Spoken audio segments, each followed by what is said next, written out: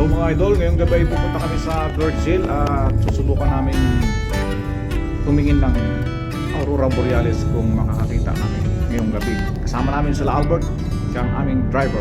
May inano yun, may ginawa kasi may yung mag-inumin tsaka ice ka yung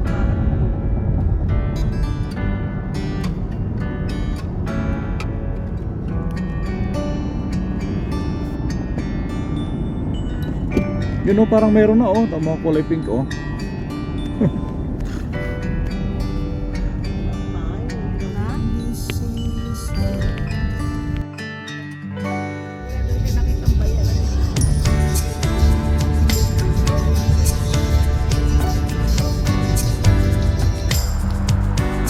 Andito kami ngayon sa Birds Hill Park.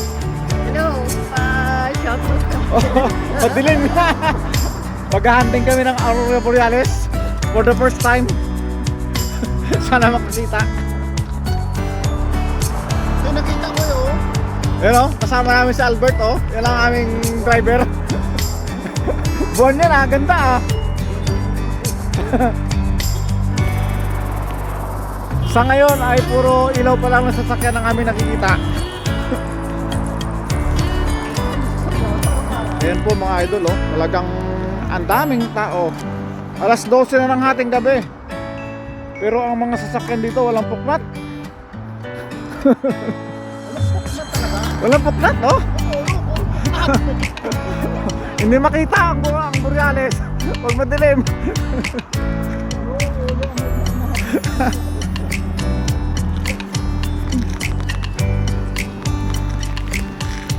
Pag nasa picture tapos naka night mode ang camera, yun, kinakita. Pero pag mga ganito, halos di mo makita. Maulap kasi. Ayan po, ang oras ngayon alas 12 na ng ating gabi. At hindi masyado nagpakita si Aurora. Kasi maulap.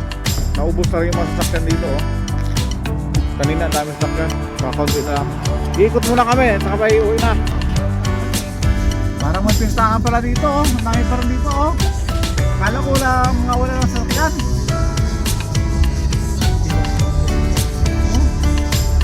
Maganda pala dito, walang puno. Oo nga, walang puno. Kaso wala silang mga pagkakas. Hindi na kita mga ulap. Kaya pala dito sila.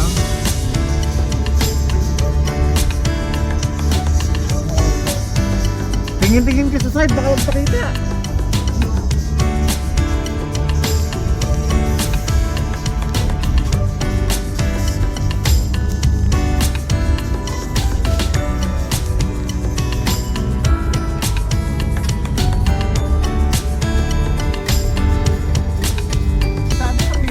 Ayos Ang